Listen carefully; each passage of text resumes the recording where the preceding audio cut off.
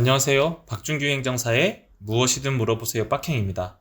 자, 오늘은 2026년도 3월 23일 월요일이고요. 야, 모처럼 빡행이 말끔하게 하고 유튜브에 출연했네요. 우리 직원들도 원할라나?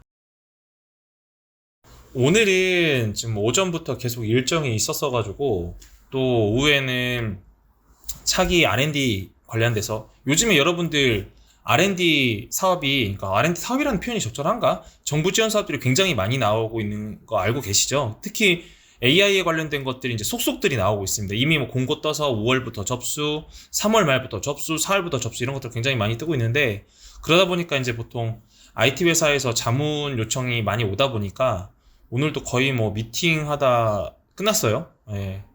그런 상황이고, 또 이제 아마 지금 시간이 6시인데 이제 유튜브 촬영하고 또 저녁에 7시에 또 저녁 선약이 있어가지고 네, 또 미팅 하러 갈 예정입니다. 자, 오늘은요 오랜만에 정책자금 얘기하려고 그래요. 정책자금. 사실 이제 빡행이 정책자금 얘기는 잘 안 하려고 하는데 오늘은 꼭 해야겠다. 왜냐하면 너무 답답해서 이거 한번 오랜만에 다시 한번 정책자금에 대해서 정리를 한번 해드려야겠다라는 생각을 했습니다. 물론 이제 각 정책자금들이 워낙 다양하기 때문에 뭐 전체를 다 짚을 수는 없고요. 특히 이제 빡행 같은 경우에는 이제 소상공인 정책자금보다는 주로 이제 중소기업 대상으로, 중소, 중견, 대기업 대상으로 하는 정책자금.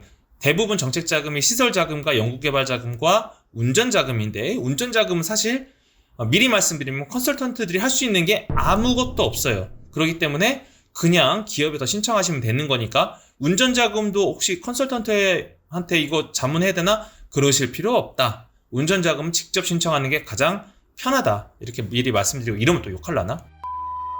어쨌든 오늘은 이제 주로 이 시설자금과 연구개발 자금에 대해서 좀 얘기를 할 건데, 미리 얘기하고 갈게요. 또 얘기하면 또 재미없을라나? 어쨌든 미리 사전에 얘기하면요, 다시 한번 정리를 할게요. 정책자금은요,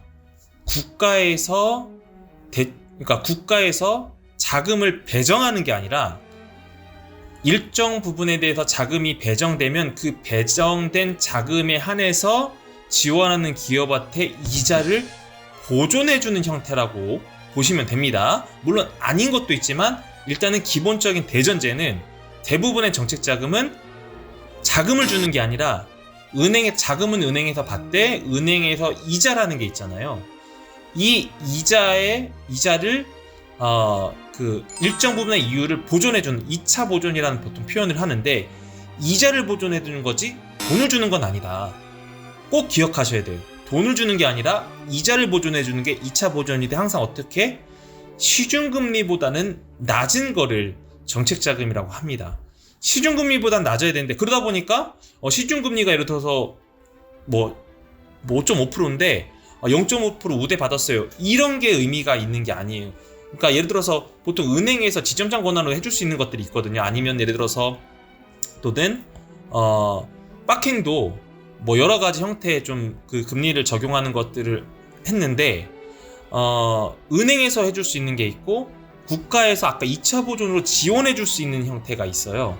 그런 경우에 좀 상이하거든요. 그러니까 그런 부분들 좀 기억했으면 좋겠다.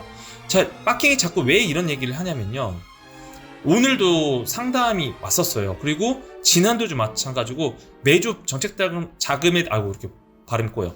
정책자금에 대한 상담은 꾸준해요. 전화로도 그렇고, 그다음에 만나러 오겠다는 거예요. 만나러 오지 마라. 내가 그냥 설명해 줄 테니까 기준만 맞춰와라, 이렇게 얘기를 하는데, 자, 어떤 것들이냐면 특히 이런 시설자금, 정책자금 같은 경우에는요, 기본적인 전제는 항상 정책자금을 신청하기 전에 대출 심사 확인서라든가 대출 요청서라든가 이런 것들이 있어요. 이게 무슨 말이냐면, 자, 은행에 가면 우리가 부동산 담보대출을 받게 되면 어떻게 돼요? 은행한테 서류를 제출하면 은행에서 검토해서 대략적으로 얼마 금액 정도를 대출해 줄 수 있습니다라고 한 얘기를 해주거든요. 그걸 말하는 거예요. 그래서 사실 정책자금, 그러니까 빡행이 말하는 정책자금은 뭐냐면, 은행에서 선상담을 하면 예를 들어서 제가 100억이 필요해요. 근데 나는 필요한 게 100억이지만 실제로 검토를 해보니 50억밖에 안 돼.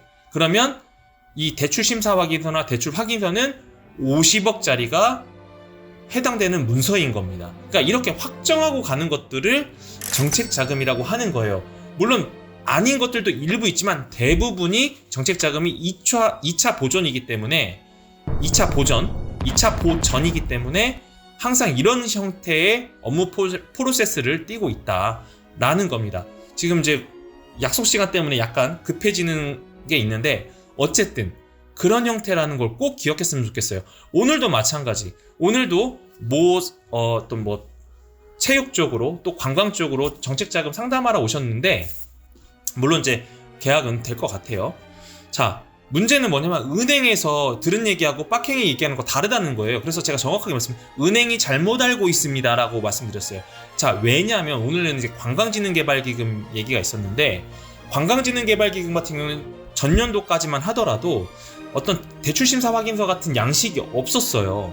그냥 일단은 은행에다 대출 상담을 하고 어느 정도 서류가 구비되면 제출하면 이제 접수 형태로 쭉 가는데 올해부터 많이 바뀐 게 이제 1년에 분기 4번 지금 이제 2분기 거를 하고 있는데 분기마다 신청하고 그 다음에 선정된 사람들만 관광진흥개발기금을 쓸 수 있거든요.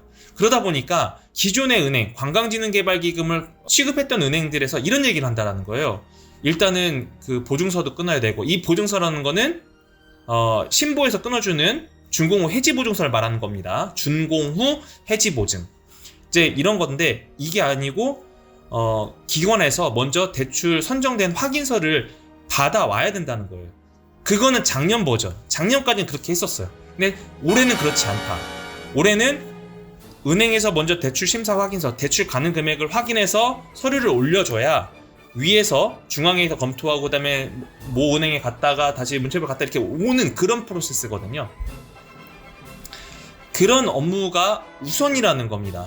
대부분 다 이렇게 바뀌었어요. 왜? 뭐 대출 심사 하더라도 은행에서 안 해주면 안 되니까. 그래서 사전에 항상 대출 심사를 은행에서 받고 대출 심사 확인서를 첨부해서 제출해야 된다는 겁니다. 아셨어요? 그렇게 해야 진행되는 거예요. 그런데 아직도 그런 걸 몰라서 어떤 컨설턴트들은 보증서부터 끊으면 된다. 다 쓸데없는 얘기고요. 미리 말합니다. 다 쓸데없는 얘기, 불필요한 얘기고 맞지 않는 얘기고 항상 이제는 대부분의 정책자금이 대출 심사 확인서, 사전 심사 확인이 돼야지 가능하다 라는 겁니다. 아셨죠?